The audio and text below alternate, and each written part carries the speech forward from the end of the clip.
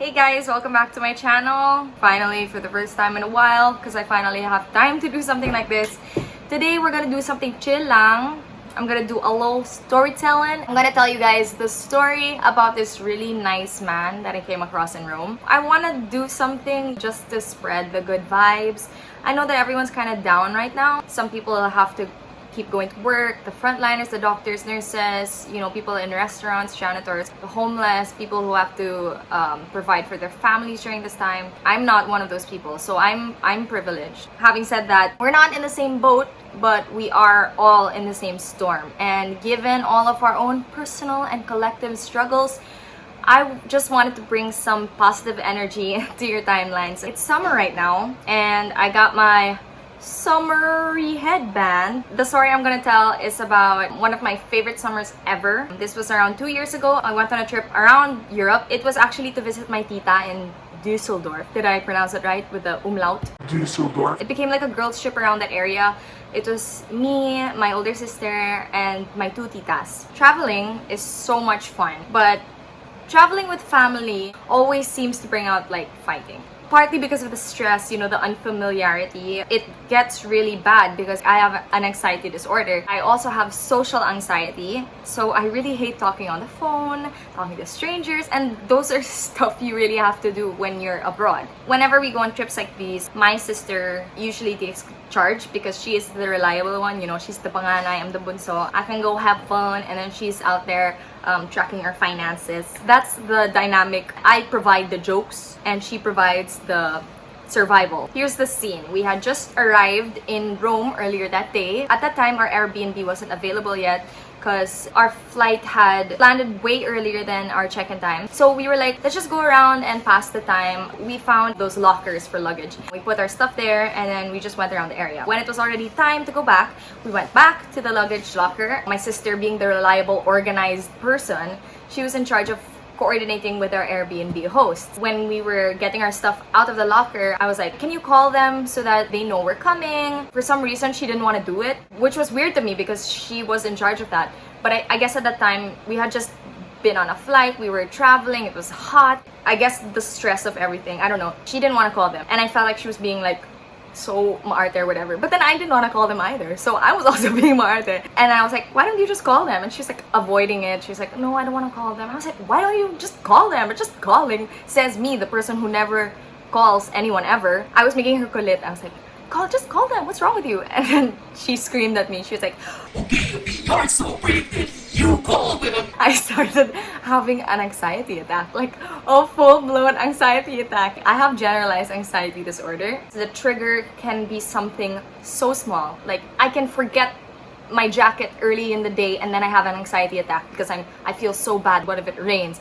Things like that. So I started hyperventilating and crying uncontrollably. Like I was really like like those paper bag things that you see on cartoons. That's literally what I have to do when I have an anxiety attack. It feels like you can't breathe. Because I also have social anxiety, I was embarrassed that I was crying in public. The thing with anxiety is if you don't let it happen, it's just going to get worse because you get anxious that you're anxious, and then it's that kind of cycle. Every time there was a passerby, I tried to like keep it down. I was like, ugh, and then like hide my face because it was really so embarrassing. One of these passersby was this Italian man. Of course, it's in Italy. There's this man walking, and then he was like, oh, he looked so concerned. And then he asked my tita what was wrong. He was like, what's wrong? I can't do an Italian accent. Oh, what's wrong? I sound like Mario. Basically, he asked if I had lost anything because we were outside the luggage locker, and he was wondering if one of our baggages got stolen or whatever. And then my tita, she didn't want to explain. She didn't want to waste this man's time. She was like, oh, she's just upset about something. It's okay. And then he proceeds to spend about 7 minutes of his day trying to cheer me up. He was like, why are you crying? Everyone who come to Roma is happy. Roma's happy. I was just like, and then he was like, oh, maybe it's the change of weather, huh? Where are you from? And then my tita's like, oh, we're from the Philippines. And then he's like, oh yes, maybe this the weather. What's your name? And then my tita was like, oh, her name's Kiara. And he was like, Kiara. Because Kiara is an Italian name. He asked me if I was okay, and then I was just like, like I couldn't answer because I was crying so hard. And then my tita was like, oh, she'll be alright. Maybe we'll just get her gelato or something. And then he's like, you like the gelato? What flavor? My Italian accent is so bad. I apologize. You know, at this point, I know he wants to buy me gelato.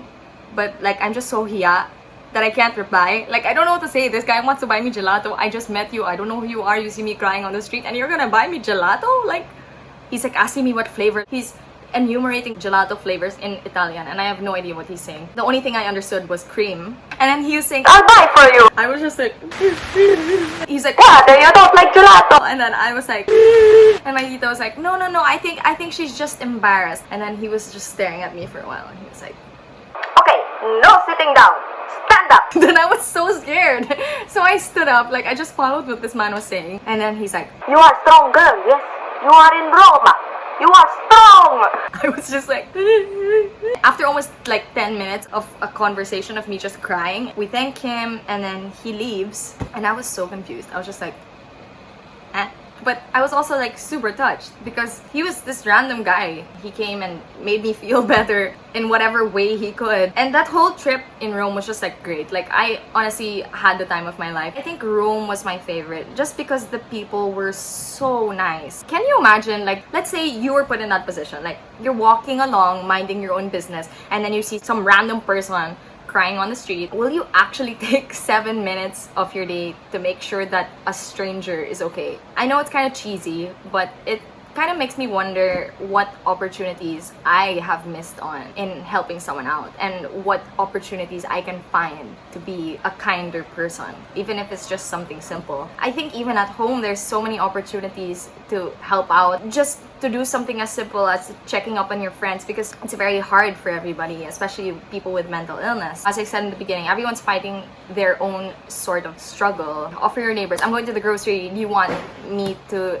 get you something? I feel like there's just so much we can do pa. I hope you guys are staying safe, staying clean, healthy, take your vitamins, wash your hands, stay home if you can, pray for our situation, be socially aware and informed, demand accountability from the government, take care of your well-being, just be kind. See you next time!